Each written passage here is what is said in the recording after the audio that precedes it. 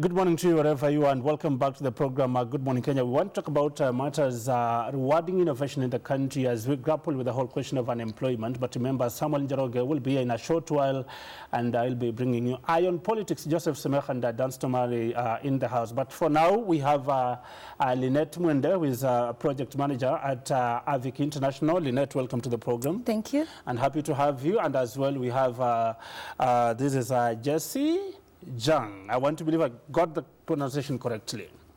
Good morning. Good morning. And Lynette, let's begin just by way of introduction. AVIC International, and you're talking about matters, innovation and the country grappling with a lot of unemployment. How are you using this particular initiative to try and maybe empower the young people in the country? Okay, so we have the project called Africa Tech Challenge. It's the company's CSR project. And with this project, we are aiming at skilled training among the youth. So we focus on the technical students in the technical training institutions and universities all over Kenya. We believe if we equip them with the skills, then I think the huge unemployment rate right now is because the youth lack skills. So we're taking it from that perspective. If we equip them with the skills, they can be able now to go out there into the industries and look for jobs, or even be able to create jobs through the skills that they've gained, you know? Yes. Jesse, how many skilled young people, how many have you trained so far, even in your endeavor to do this? Let's say it's around 15,000. 15? 15,000. 15,000? Yeah, during the 3 years ADC. Yeah. Since the initiative was unveiled? Yes. 15,000. Lynette, you talk about you go through schools, you go through universities. What's the criteria of settling to some of these institutions? All right. So we have an ongoing TVET project, which is a technical vocational training program with the Ministry of Education. So usually the schools, the technical training institutions and universities are under the ministry. I mean, the ministry has their portfolio. So what we do is, once the season is about to be launched, the ministry circulates a memo informing all the principals of different technical training institutions all over Kenya, and they're able to submit a team that, if a school is willing to participate in the competition, they submit a team to us, and basically we train that team. So initially, the criteria is just have a technical training team, because you find some of the schools don't have the equipment. They don't have the machinery, such as the basic lathe machines, which is what we use in the technical competition. So obviously, such a school automatically will not participate. So once we get the teams, they go through the regional competitions, and then usually with a technical competition, it's very precise. You have certain measurements that you're looking for. So even if you ask the teams to make a specimen, you are able to check which team is accurate, which team is inaccurate, and you use that as a elimination criteria. Is there any fee that a school pays or a university pays for it to participate in the initiative? Usually we have covered the cost of training. We have our engineers who train. We talk to schools in advance. For example, this year we'll be using the Technical University of Kenya, which has a very well-equipped workshop. So usually we'll facilitate some costs of power, you know. But for the schools which come, they have to bear the cost of accommodation, food, some simple cost, but we do facilitate most of the costing. Jesse, when you talk about this particular initiative, maybe if you can let us know when it was launched, because I was almost going to say that if it was launched, say, 3 years ago, and you've trained 15,000, that appears to be a small number. You mean there's a small number? The number of young people that you have trained in this particular, through this particular initiative. Yes, because now the competition is focused on the mechanical major students. So it's all over Kenya. So we now the competition is only for the for the students who learning about mechanical. Yes. But then you say, when was the project launched? At 2014. At 2014, and you say from 2014 to 2016, you've trained 14. Did I get 15,000? Yeah. 15,000 young people. Yes. Lynette, when I talk about this question of the initiative you're undertaking, the question will be: will you say that it is yielding fruits? Because the question of unemployment in this country continues to be a big problem. I would say it's yielding fruit in the sense that, you see, once they're equipped with the skills, we actually give them a recognized certificate by the Ministry of Education, and with the TVET, you know, it shows that you've gained the basic lathe machine skills, the planning. There's so many machines that they're able to use when they're undertaking the training. So you see, going into industry with this certificate, you're better placed than the person without that certificate, saying that they actually have some skills that they can use practically. You understand? So I really believe they're yielding fruit. And just add on to what Jessia said, the reason why you might see the number as small is because, you see, we only take in a team of 3 from every school. So I think what we've done is we have been focusing on quality. Let us first take a small number that we can manage, take them through a very aggressive training, which usually lasts at least 1 to 2 months, the whole day. So we really take them through training just to focus on that practical learning among the students as opposed to theory. Because, I mean, if we wanted to do the theory, we can take a huge hall, fill it with thousands of students and train them. But I think for us to really equip them with the real skills, let us focus on a small number every year. How will you rate the attitude of young people in this country in terms of wanting to take up technical courses? Because there's that attitude, there's especially engineering, this is something that is so complex, I cannot handle it, and those kind of things. Jessie, maybe if you can respond to that. Sorry, I want to lean that too. You want to leave that yeah. Okay, yes. Sorry. So what I feel like, as you said, that there's a kind of attitude, but I believe we can use the word mindset. The technical mindset among the youth might not be at par with where I think we should be having, because if we're looking at our Vision 2030 to transform the nation into an industrialized economy, I think we really need to have a better attitude as opposed to what we have. But also look at it this way. We all know for the last maybe few decades ago, you have seen children being almost propped to just being doctors. You know, I think we have set our standards at white-collar jobs. When you look at technical, it is leaning on the blue-collar jobs, which as a nation, I think for a long time we did not embrace, if I was to just realistically speak. But I think with the last changes being done by the Ministry of Education, they've launched a TVET directorate, which is focusing on technical, and the ministry has a factory in college concept that they're trying now to circulate among the technical schools. This has already brought a popularity among these technical courses.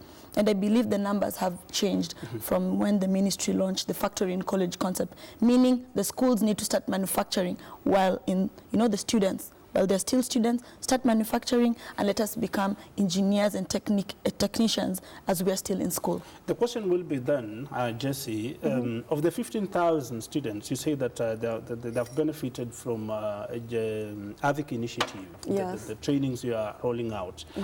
Do you have any that you can point out, say that I trained Lynette, for example, and today is a very good engineer working with company X, and this is the fruit of our labor? Actually, we have some good students and top students. There's a girl called Charity, and she's from the first ATC, and she's one of the champion. I can see top 3, and now she's not graduate, and now she's working in AVIC International for internship. She's a very good girl and skilled by ATC competition, and she has a dream to be an engineer, and now she's still working on that. And after she graduates, we will send she as a champion to go back to China to study for her master's degree, and she will be a very good engineer in the future. Yeah. Lynette, the other day, a few days ago, President Obama was in this country for his first ever visit as a sitting head of the United States of America. And one of the things we had is a global entrepreneurship summit. Yes. One of the things was that we want to, inculcate among young people the culture of entrepreneurship. Yes. Even as we talk about innovation, what can we do as a country to try and change that mindset that we're talking about, that you can just become your own engineer and push the world forward, as opposed to waiting for those white-collar jobs? Actually, I think the first step is to offer skilled training, because once you equip somebody with skills, they can be able to create a job. That is entrepreneurship. They don't have to rely on looking for a job. So I think with skills, you're able to, obviously you need capital, but now what we can do is we can all, as a government, I think the government should create that initiative where companies do offer that capital because that's the biggest problem the youth are facing when it comes to being self-employed and, you know, being entrepreneurs. They do not have the capital. So with the skills they have, if we can be able to create initiatives where maybe they contest and showcase their innovations, and then we give them capital to go ahead in manufacturing, go ahead in developing their innovations further, I think that is what they're lacking. They're lacking a platform of support. So I think we need to come together. Let us have more CSR projects where we actually empower the youth, and not only empower them by just training and all that. Let's provide some capital to those innovations that we foresee as having the potential to grow themselves. What is stopping us from doing that at the moment? I think that is also a challenge that I would want to ask. What is stopping us? I just believe there is no will. Because, I mean, I think it's just a matter of companies coming together. Let us look at what the youth are innovating and let us support them. Because I once visited Technical University of Kenya, and I was shown so many innovations that I really wish this youth could have the ability to just produce. And like I saw a wheelchair that is being, you know, solar powered. That would be so ideal in some of these counties if the county governments could come and, you know, inject some capital into that for that student to manufacture them. And I think if we can just have the will to support the youth, then I believe we would be very far. It will be interesting to get your position, and this includes Jesse, that those normally, that there's been this habit of the government converting technical institutions into universities, and that those opposed to that kind of initiative saying that, listen, you're going to kill provision of technical skills. Will you support the conversion of these institutions? I think we can think in another way, and when you go to like both technical institution or university, and to benefit the students is to getting job, is to employ themselves, or so both way. I think if it's good for give the students skill, and if good for students to study, and both good, I think. Lynette, I don't know whether it's like you want to ban me with some information regarding that. No. I think I'm quite opposed to the conversions. Yes, I believe if we can focus on just having technical training institutions which emphasize on practical learning only, because you see, when we look at universities, they are geared into more theoretical learning, right? So I think we should also have practical centers where we know that the student is doing 60% of practical and not theory. So I think let us keep the technical training institutions as they are, and let us even increase them so that we can know that some of this, we have so many youth who are not being able to be absorbed by the universities, and I believe we should just focus on letting them be absorbed by the technical schools and let them get that practical skilled training from them.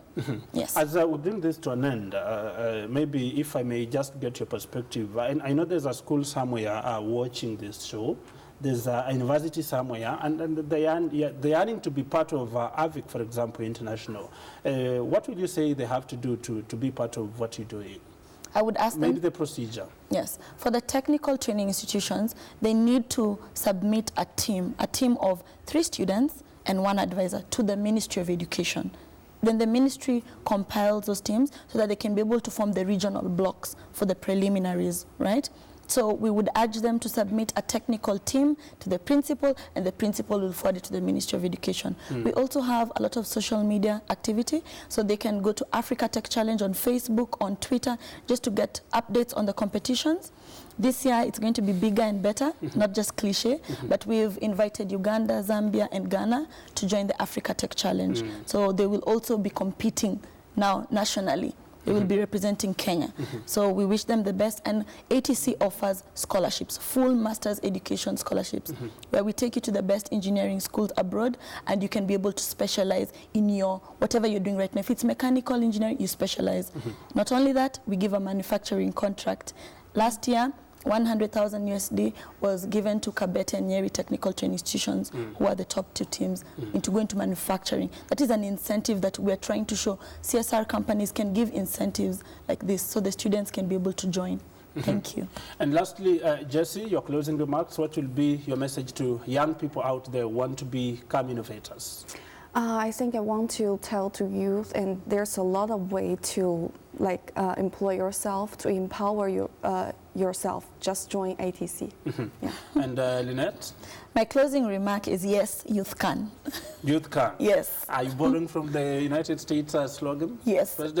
not really boring, but I'm inspired. You are inspired by Yes We Can. Yes. Yes, youth can. Yes, youth can. Yes. Thank you very much, Lynette Mwende, for getting time to be with us. This is a conversation, of course, we'll keep having so that at the end of the day, we change the mindset of the young people in this country so that at the end of the day, they also become innovators. Yes. We'll be looking for more partnerships so that we link you with so many young people who are unemployed, and that has been cited as the cause of some of the violence we witnessed in the country, and that's indeed something that we were talking on Beyond the Headlines yesterday, and we look forward to that kind of partnership. And thank you, of course, Jesse Jang, for getting time to be with us.